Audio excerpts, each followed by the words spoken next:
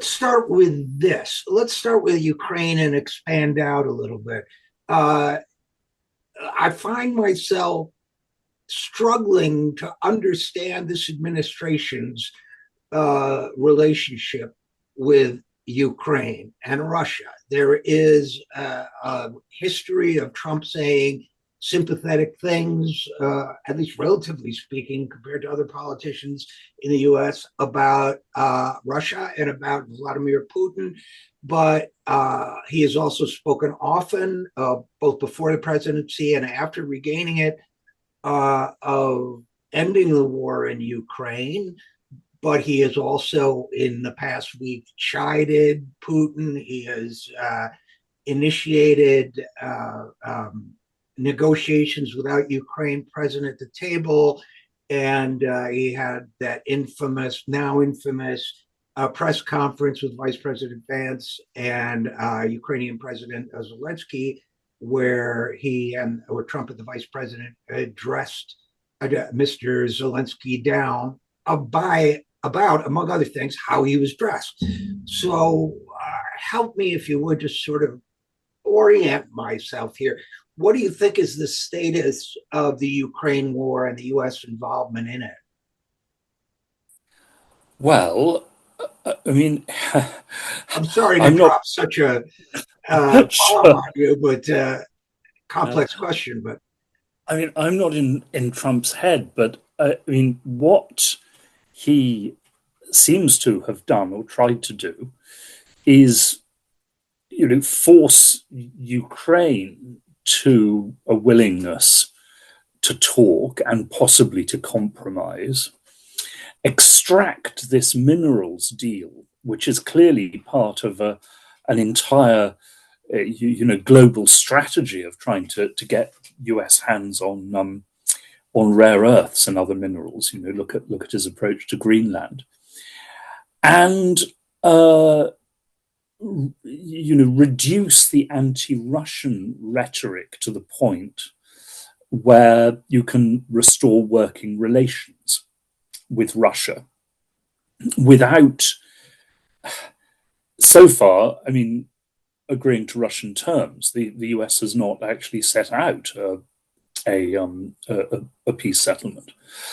Now, I mean, the question is, has he gone so far in putting pressure on Ukraine, including, although the interruption of intelligence was then, as so often with Trump, soon after, followed by suggestions that in fact they've resumed sharing intelligence again. So it's very hard with Trump. It's just like tariffs. One day he'll say he's going to impose 25% tariffs on Mexico and Canada, and then a few days later it turns out no, he's suspended many of these. But the risk is that he will have gone so far in putting pressure on Ukraine that he will have emboldened hardliners in Russia, including possibly Putin himself, although Putin is not regarded in the Russian establishment as a hardliner. The hardliners really want to go on for complete victory in Ukraine, which is not what Putin has called for. But there's a debate, there's probably a debate going on within Putin's head, which is basically, do we seize this chance for a transformed relationship with America and in return give up some of our demands vis-a-vis Ukraine, some of which are difficult to give up, the Russian claim to the whole of these 4 provinces in eastern Ukraine? Or do we reckon that time is now on our side and we can, press on to a much bigger victory? Now, of course, this also involves military calculations. And there, I mean, if US military aid remains suspended, then certainly, by the later part of this year, the Russians will be in a much stronger position. But as long as the US goes on sharing intelligence, Ukraine can fight on for a considerable time. And the Russian advance has been, the Russians are advancing, they're suffering heavy casualties, they're inflicting heavy casualties, but they're only advancing very, very slowly. And contemporary military technology, as this war has shown, really favors the defense. The classical breakthrough weapons, going back to the Cold War, which led, I think every military analyst really to assume that Russia would have a very easy victory in this war, which is to say a combination of tanks and attack helicopters, have been virtually negated by the power of drones, numerous anti-aircraft missiles or rockets, handheld, anti-tank weapons and mines. It is a little bit like the First World War, but without, at least as far as we can see at present, the new weapons, which in the end brought breakthrough in 1918. So we don't know what the military calculations in Moscow are. Obviously, if they go on and there is no US aid, then they can wear Ukraine down. They are wearing it down. But whether they think it's worth going on for that, we'll have to see. We don't know what the Russians will come back with as proposals when the talks in Riyadh resume. Well, when you're at a loss, as frankly I am, for a touchstone in all of this, a good place to start is the well-being of the people of Ukraine. And given that they are, although people get distressed sometimes when this language is used, I think perhaps you'd agree they are in many ways fighting a proxy war on behalf of the West right now. And if we were to privilege their interests and even preferences, I was looking at some of the polling in Ukraine, certainly a significant number of them, some suggest even half at this point of those polled, would like to see a negotiated end to the war. And even if, let's say, if the best case scenario militarily for Ukraine is with continued US support and backing, which doesn't seem likely from this administration, but let's say with continued US support, backing, weapons, and so on, they can slow the Russian advances even more, perhaps even bring them to a halt. You still have a protracted war, protracted loss of life, protracted destruction of property. And I would think at this point, it would be in everybody's interest to strike, or the people that matter most, in their interest to try to strike the most advantageous deal for Ukraine that they possibly can. Does that sound right to you? Oh, absolutely. And several opinion polls from generally, what we've always regarded as reliable sources, suggest that a large majority of Russians would also like to end this war by a compromise peace now, and certainly do not want to fight on, for a much bigger victory. But of course, as always, the question is the terms. Obviously, Ukraine will have to agree to some very painful compromises. Russia will have to give up, some of its greater ambitions. And we have to see whether either government is actually prepared to do that. But on the subject of proxy war and caring about ordinary Ukrainians, if we had ever seriously done that, we wouldn't be in this mess today. In 2007, 2008, when the US and Britain pushed NATO membership for Ukraine, every Ukrainian opinion poll showed that big majorities of Ukrainians, 2/3, 3/4, were against NATO membership, precisely because they thought it would lead to a completely unnecessary conflict with Russia. And they weren't sure, especially after the Georgian War of 2008, that NATO would in fact defend them. Well, that's exactly what happened. We were never sincere about being willing to go to war to defend Ukraine under a NATO Article 5. The European Union, when it offered this association agreement to Ukraine in 2013, which was really a Polish and Swedish move to simply to block closer economic relations with Russia, nobody in the EU had the slightest intention of bringing Ukraine into the European Union in any foreseeable future. There has been a current of mendacity and exploitation in Western policy towards Ukraine for many, many years now. And of course, we don't know how good a chance, and it wasn't by any means finalized, but there does seem to have been a chance of ending this war in the first month or 2 months through the Istanbul process, which would not only have left Ukraine in a much better position than it is today or will be in any conceivable peace process, but would also, of course, have saved, something in the region of 100,000 Ukrainian lives and maybe 1.5 times that number of Russians.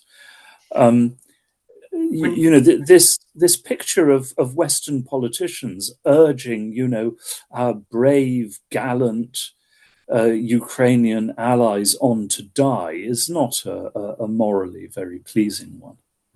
No, I think some commentator said of some Democratic Party politician that shall remain unnamed here, that politician never met a war. They weren't eager to have someone else fight. And that's an element of it. And by what might have happened in the first month or two of the war, I assume you're referring to the stories that perhaps in early 2022, Russia and Ukraine had the outlines of an agreement of some kind. And then, according to the story, Boris Johnson from the UK or someone from the UK came and said, no, don't do that to Ukraine. I believe it was Fiona Hill or one of the senior people in the US administration wrote that story up in Foreign Policy. Do you question that, or do you think that's an accurate account? Well, we don't know how important Johnson's intervention was. Mm-hmm. More important, clearly, was that the Ukrainian side believed that it would get massive aid from the West, which, of course, it received. And Johnson's message was part of that. Zelensky, of course, was also under intense pressure from his own hardliners not to do any deal. And of course, a good many things had not been finalized. But Zelensky came out publicly in March of 2022 and said, look, before the war, I went to every major NATO capital, including Washington, and I asked, can you guarantee that within 5 years, Ukraine will be accepted into NATO? And they all said no. And so Zelensky said publicly, well, at that point, why not accept a treaty of neutrality, rule out NATO membership, but of course, with guarantees for Ukraine? Well, that is where we are back to now. As I say, the only difference is that something like 250,000 people have died in the meantime. So on that score. And on the territorial issue, it was basically conceded by Ukraine that Russia would continue to hold what it had held at the beginning of the war. Ukraine would not recognize this legally, and there would be a negotiating process, as in Cyprus, and both sides would commit themselves not to go back, not to change that line by force. Well, that's exactly where we're back at now, because that's the obvious terms of any agreement on that score. But of course, Russia holds a great deal more now than it did in. Does it hold significantly more than the traditionally Russian-speaking areas of Ukraine? Because I know that was some contention over where they should be now, going back to the early 2010s and so forth. Has Russia expanded beyond Russian-speaking Ukraine? No, and in fact, it's lost some territory since where it was in in the first 6 months of the war. But I mean, the question is, of course, what do you call Russian-speaking territory? The only areas where you had, you had majorities of Russian speakers in large parts of eastern and southern Ukraine. The only areas where there was, really active support for joining Russia were in Crimea and the Donbass. But then, the hardline Russians say, look, the whole of southern and eastern Ukraine is only in Ukraine today because we conquered it from the Turks. Until then, it wasn't Ukrainian. Ukrainians didn't live there. This was part of the Russian Empire. It was known, informally in Russia as Novorossiya. Therefore, the whole of it ought to be ours, including Odessa. And, it's pointed out that many of these cities there, they were named by the Russian Empire. They didn't exist before it came along, like Odessa, But of course, naturally, Ukrainians reject that out of hand. And a majority of the population there, at least to judge by opinion polls and my own travels in those areas, especially, of course, since the Russian invasion, really do not want to join Russia. But that is a dream of the real Russian extremists, which we hope that they will give up. Well, and the argument that's used most often by NATO leaders, or at least that I've heard most often, is, and one of the reasons why I was asking about the Russian language question, the argument I've heard is that this is just the first step in Putin's grand imperial ambitions, and we don't stop him here, he'll be in Warsaw, and then he'll be, I don't know, Paris or so.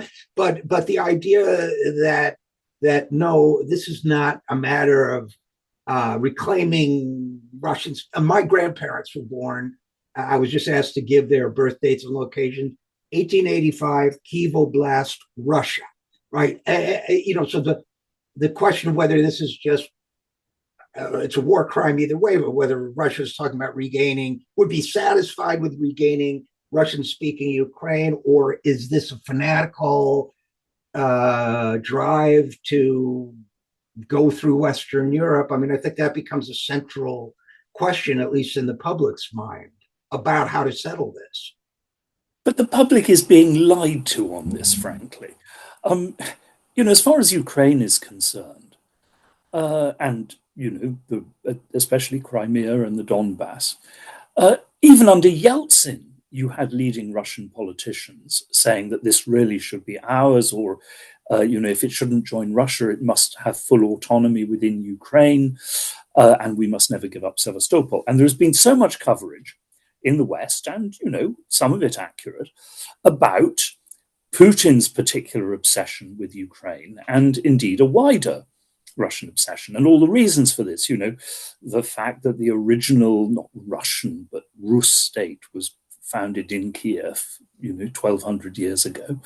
The fact that Ukraine is strategically vital to Russia, the fact that Ukrainian and Russian culture are so deeply intertwined, and so many great Russian cultural figures, came from Ukraine, from Gogol through to Akhmatova, and were Ukrainians in many cases.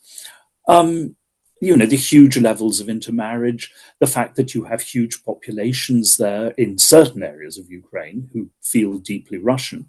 Putin saying that Ukrainians and Russians are basically one people, which so many other Russians have said, including Solzhenitsyn, essentially. No Russian thinks that about the Poles, for God's sake. Right. Or about the Lithuanians. There's an issue about, the Russian-speaking minorities in the Baltic states, but no Russian thinks that the Latvia and Estonia are somehow historically or naturally part of Russia. And there has been no statement by Putin, or with Medvedev, who's a sort of drunken has-been by now, sometimes makes wild statements, but there has been no statement by the Russian government, and even by Medvedev, actually, of any territorial claims against Poland ever, all the Baltic states. As for the idea of an attack on Western Europe, I mean, it's simply absurd.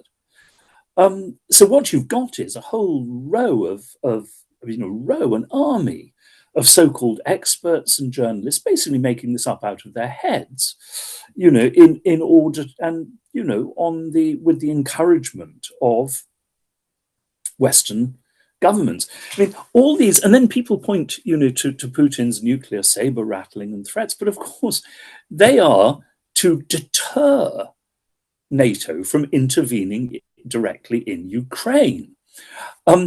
They're precisely in order to avoid a direct war between Russia and NATO, because obviously, I mean, the colossal risks this would run, including, of course, a really severe risk of nuclear annihilation. But that being so, why on earth would Russia then go on to start a war with NATO somewhere else for no obvious gains whatsoever, with enormous risks? And of course, war being a chancy business, to put it mildly, far from leading to a great Russian victory, it could lead to a catastrophic Russian defeat in which they would lose what they've gained in Ukraine. Because all this also seems to assume that, a compromise peace with Russia will lead to, Ukraine abolishing its army and becoming a Russian client state. Well, no. I have to say, I mean, I find it disgraceful, actually. And I think a lot of people in the expert community have disgraced themselves. I mean, back in 2014, when you had, all these so-called experts and advisors saying, what Russia has done in Ukraine cannot have been predicted, could not have been predicted. And I always say, well, this should have been considered your letter of resignation as an expert on Russia.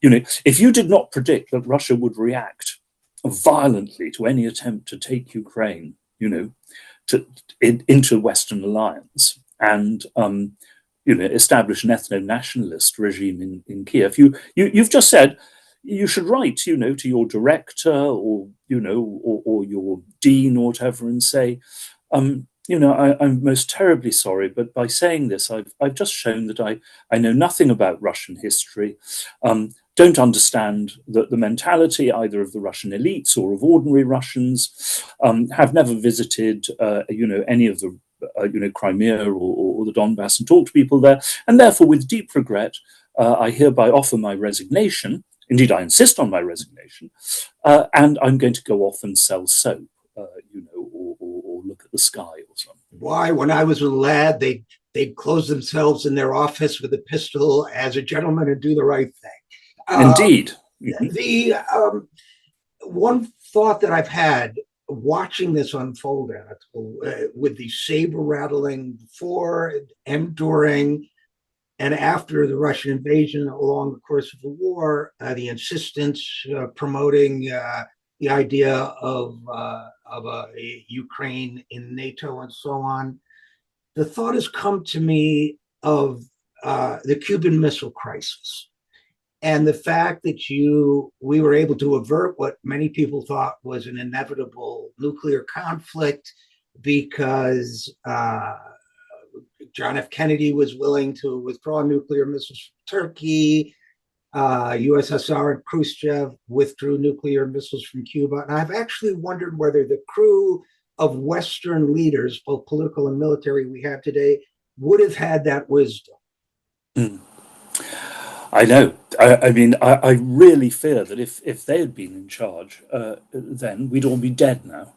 Yeah. That it would have escalated to nuclear war. And you remember what Kennedy said after that, anybody who, as a matter of strategy, faces a nuclear-armed adversary, deliberately faces a nuclear-armed adversary, with a choice between humiliation or going to war, has, I think his phrase was, a death wish for humanity.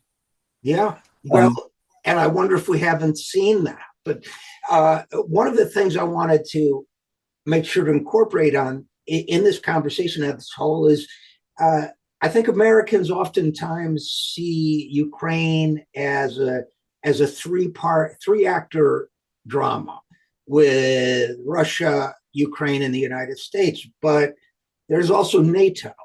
And one of the things that has really, frankly, astonished me a little bit, I thought I was beyond astonishment, is, Trump came in saying, we're not going to carry these NATO countries anymore financially. They should pledge 5% of their GDP to military. Now there's certain leaders in NATO saying, yeah, maybe we'll do that. Maybe it's 2.5, maybe it's, but I thought, okay, Western Europe's GDP is what, 22, 23 trillion dollars. Russia's is what, 1/10 of that. So if you pledge 5%, you're already matching half the entire Russian economy just on military. It seems to me that this disproportionate rush, other than a way to dismantle the social welfare state in these countries, I can't imagine what any of them are. It seems to me that, the sort of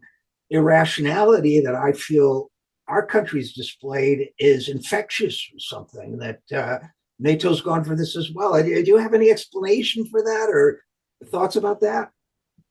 Well, I mean, I share your astonishment. But and part of the problem is, of course, that for years and years, you have had, I mean, more even than in the US, well, much more as Trump demonstrates, you have had, virtually monolithic media, establishment, political consensuses in key European countries, against Russia, against Putin, accompanied by colossal exaggeration. So that's part of it. You don't really have the intellectual base for debate. But also, it is a bit like children suddenly being thrown out onto the street, and they're panicking because, of course, for decades, for generations, they depended totally on the US.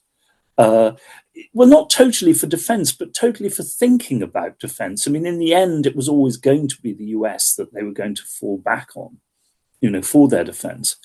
And being suddenly forced to think about this, they have gone pretty mad.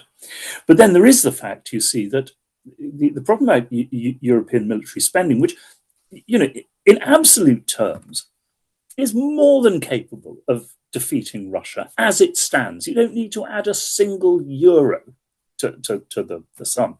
The problem is, of course, coordination. And President Macron is quite right that Europe desperately needs to build, well, not desperately, but it needs to build up its military industries, which have decayed, to a real degree. And yes, I mean, there are lots of holes that need to be filled. And now there's all this talk in Britain, in France, in Germany of, creating a new industrial regeneration through military spending. Well, there's one huge problem about that. The only way to do this efficiently is if one country that produces the best tanks produces all the tanks. And one country that produces, the best submarines produces all the submarines and so forth. Or if it doesn't actually produce them, it certainly designs them and therefore gets most of the profit. Well, that means that all the tanks are produced in Germany. No more French tank industry, no more British tank industry. I don't know quite what Britain produces, maybe nuclear attack submarines. They seem to be okay. But you see the problem. Sure. As soon as you get into that, you get into colossal battles, between countries, which also make the process very, very slow. But you see, in addition, if I've just written an article about this, I don't know if they'll print it, but if the point is to stop a Russian invasion of NATO, or Baltic states or Poland, or Romania even, which is in any case quite exceptionally unlikely, what Ukraine has shown is that you don't need main battle tanks. You don't need huge numbers of aircraft, which, by the way, even in Europe, they outnumber the Russians very heavily. You need masses and masses and masses of drones, cheap drones, surveillance drones, killer drones. You need infantry anti-tank weapons and anti-aircraft weapons. And you need mines. Now, that's a complicated issue morally, of course, but mines have also played an absolutely critical part in freezing the battlefield, on both sides, by the way, in Ukraine. Now, the problem is, you're not going to create a new industrial revolution by producing these things. And they're relatively cheap. But with enough of those, which is totally within the capacity of Europe, with only small increases in military spending, it could stop a Russian invasion of NATO dead. And the Russians know that. I mean, I always say people talk about, guarantees to Ukraine and, deterring Russia. The entire army with which Russia invaded Ukraine in February 2022 was destroyed in the first year. It was killed or wounded. The tanks were destroyed. The helicopters were destroyed. Look, I mean, if that's not a deterrent, what is? Well, and, we have also the fact that Europe has nuclear weapons. Western Europe has nuclear weapons. Fraction of what the US has, fraction of what Russia has, but enough, I would think, to have some sort of deterrence effect.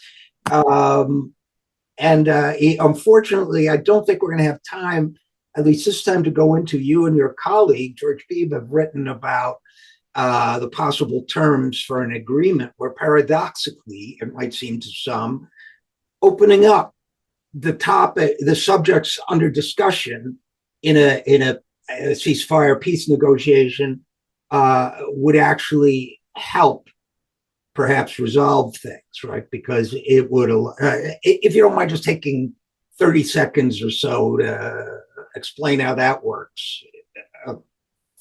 Well, I think, there's a lot to be said for, going back to the Gorbachev era there. And, when it comes to US-Russian compromise, look at some of the agreements that the US and Russia reached then, or the Soviet Union. Now, of course, these have to be reciprocal. But to begin with, for example, it's like the Pershings and the Russian Soviet missiles in the 1980s.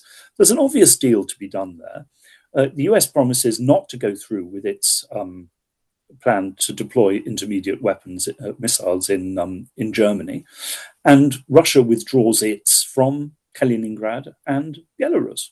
I mean, that's a straight, reasonable deal. Now, that doesn't settle everything, but that can be the beginning of a new process of arms control.